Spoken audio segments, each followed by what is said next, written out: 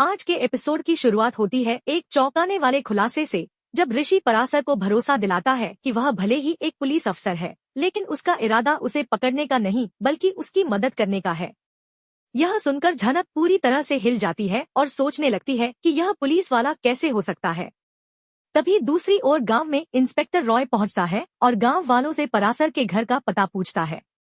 एक गांव वाला डरते हुए कहता है कि वह दूर से बताएगा लेकिन गाड़ी से नहीं उतरेगा, जिस पर इंस्पेक्टर रॉय मान जाता है। इधर ऋषि पराशर को यकीन दिलाता है कि उसने अभी तक किसी को सूचना नहीं दी और अगर उसका इरादा धोखा देने का होता तो वह बहुत पहले भाग सकता था।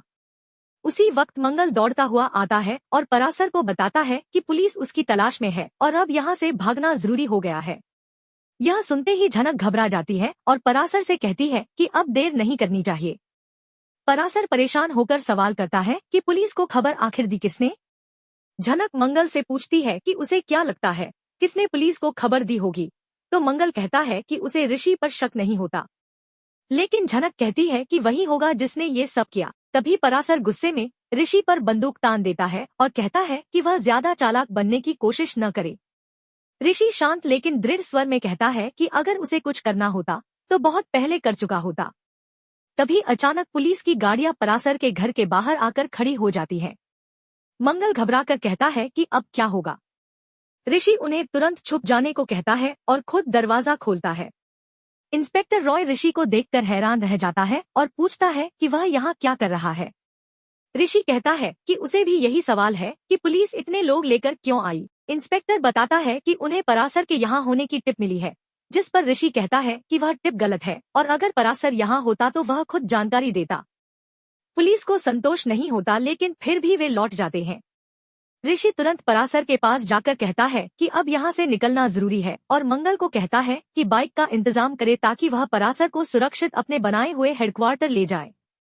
यह सुनकर झनक बहुत भावुक हो जाती है और पराशर से लिपटकर रोती है। कहती है कि वह अभी अभी तो लौटे थे, इतनी जल्दी क्यों जा रहे हैं।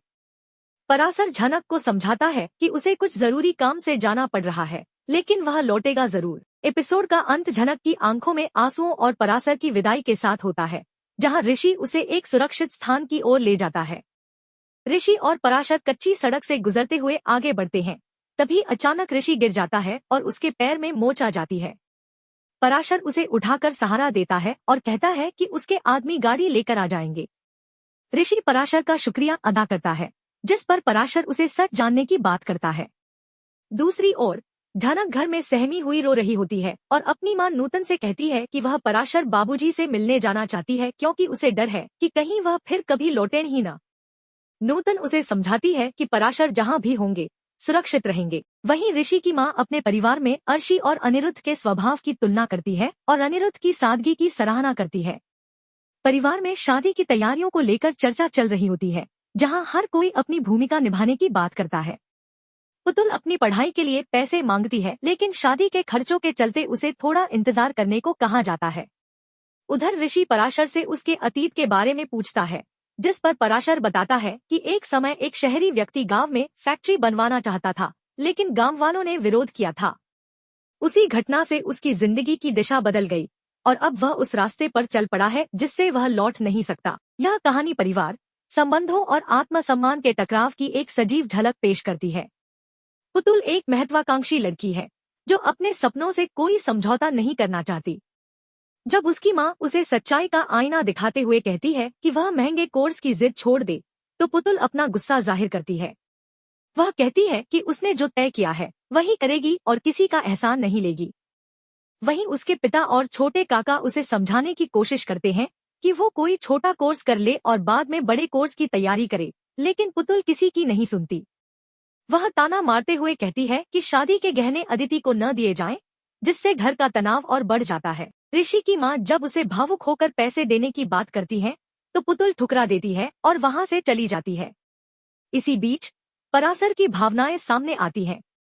वह कहता है कि नूतन का प्यार कभी उसे मिला ही नहीं और उसका दिल आज भी टूटे भरोसे की टीस से भरा है। झनक, जो नूतन की बेटी है, अब उसे ही पिता मानती है। पराशर को शहर वालों से अब नफरत हो गई है, क्योंकि गांव की औरतों का भरोसा बार बार टूटा है। दूसरी ओर ईशानी और उसके पति थाने पहुंचते हैं, जहां उनकी बेटी पीहू पुलिस की गिरफ्त में होती है। इंस्पेक्टर उन्हें फटकार लगाता है कि वे अपने बच्चों पर ध्यान नहीं देते। पीहू अपनी सफाई में कहती है कि ऐसा कुछ भी नहीं हुआ जैसा बताया जा रहा है। यह पूरा दृश्य रिश्तों की जटिलता, पुराने धर्म, युवा पीढ़ी की महत्वाकांक्षा और समाज की सच्चाई को एक साथ दर्शाता है। यह पूरा दृश्य एक भावनात्मक और टकराव से भरा मोड़ प्रस्तुत करता है। पुलिस स्टेशन में माहौल गंभीर है। साहब सभी को शांत रहने को कहते हैं, जबकि ईशानी हाथ जोड़कर अफसर से विनती करती है कि पीहू को माफ कर दिया जाए क्योंकि वह ऐसी लड़की नहीं है, बस बच्चों की बर्थडे पार्टी में चली गई थी। इंस्पेक्टर इस पर सख्ती से कहती है कि ऐसी हरकतों से समाज में गलत उदाहरण स्थापित होता है और अगर पढ़े लिखे घरों के बच्चे भी कंट्रोल में नहीं रहेंगे तो आगे चलकर क्या होगा। तभी ईशानी के पिताजी एसपी का हवाला देते हैं और कहते हैं कि उन्हें फोन आने वाला है, वही सब संभाल लेंगे। एसपी इंस्पेक्टर को आदेश देता है कि पीहू के पिताजी एक सज्जन व्यक्ति हैं, बिना किसी औपचारिकता के बेल दे दी जाए। लेकिन अफसर अपने उसूलों पर अडिग रहती है। वह कहती है कि चाहे ट्रांसफर कर दिया जाए, वह नियम नहीं तोड़ेगी और फोन काट देती है। इसके बाद ईशानी का पति अफसर की ईमानदारी की तारीफ करता है और ईशानी भावुक होकर कहती है कि उसे सलाम करने का मन करता है। तभी पीहू गुस्से से कहती है कि माँ एक तरफ खुद को अच्छा बता रही हैं और दूसरी तरफ पुलिस की तारीफ कर रही हैं, जिससे यह साफ नहीं होता कि वो चाहती क्या है। पीहू के पापा उसे शांत करने की कोशिश करते हैं, लेकिन पीहू बदतमीजी पर उतर आती है और अफसर भी डांटती है कि वह अपनी माँ से इस तरह बात न करे। पीहू गुस्से में कहती है कि ईशानी उसकी माँ नहीं है और उस पर दिखावे का आरोप लगाती है। इस पर ईशानी टूटे दिल से कहती है कि वह सब समझ सकती है, लेकिन इतना तो पीहू को सोचना चाहिए था कि अगर कुछ हो जाता तो अपने पिता की छवि का क्या होता।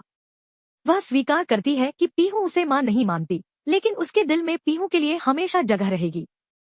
ईशानी शांत स्वर में पीहू को समझाती है कि वह उसकी माँ की जगह लेने नहीं आई है, लेकिन उसे अपने पिता की इज्जत का जरूर ख्याल रखना चाहिए।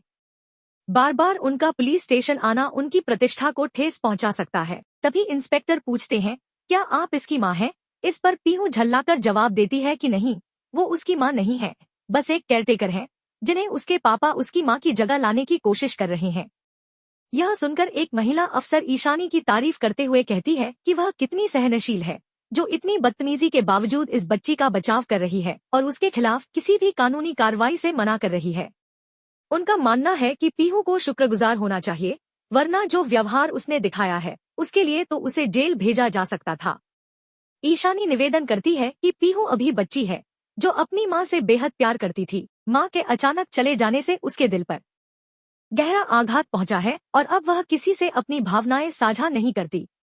वह सोचती है कि ईशानी उसकी माँ की जगह लेने आई है, जबकि ऐसा कुछ नहीं है। इंस्पेक्टर पीहू को समझाते हैं कि अगर ईशानी उस घर में है तो सिर्फ उसके पापा की वजह से है और पीहू को यह बात अब समझ लेनी चाहिए। इसके बाद ईशानी के पापा माहौल संभालते हुए वहां से निकल जाते हैं। दूसरी ओर नूतन झनक को समझाती है कि पराशर का काम ही कुछ ऐसा है जिसे सब नहीं समझ पाते। झनक गुस्से में सवाल करती है कि उन्होंने उन्हें रोका क्यों नहीं। फिर खुद ही सोचती है कि जब उसने अपने जीवन के इतने बड़े फैसले खुद लिए और उन्हें किसी ने नहीं रोका, तो वह पराशर को कैसे रोक सकती है। नूतन उसे प्रेरणा देते हुए कहती है कि उसे कुछ बनकर दिखाना चाहिए, ताकि पराशर को इस तरह से बार बार भागना न पड़े और उसके पीछे न तो गुंडे लगे, न ही पुलिस। वह झनक से वादा करवाती है कि वह ऐसा जरूर करेगी। झनक दृढ़ संकल्प के साथ कहती है कि हाँ, वह वादा करती है एक दिन बहुत बड़ी पुलिस अफसर बनकर दिखाएगी। रात के एपिसोड में आगे दिखाया जाएगा कि ऋषि को मून का कॉल आता है, जिसमें मून उससे नाराज होकर पूछती है कि क्या उसे उसकी कोई परवाह है भी या नहीं, और वह कॉल क्यों नहीं उठा रहा था। वहीं दूसरी ओर झनक का अपनी बुआ से तीखा झगड़ा हो जाता है, जहां वह गुस्से में उन्हें साफ कहती है कि वह उसकी मां को तंग करने की कोशिश भी न करें। आगे की कहानी जानने के लिए देखते रहिए और एपिसोड को लाइक और सब्सक्राइब करना न भूलें। धन्यवाद।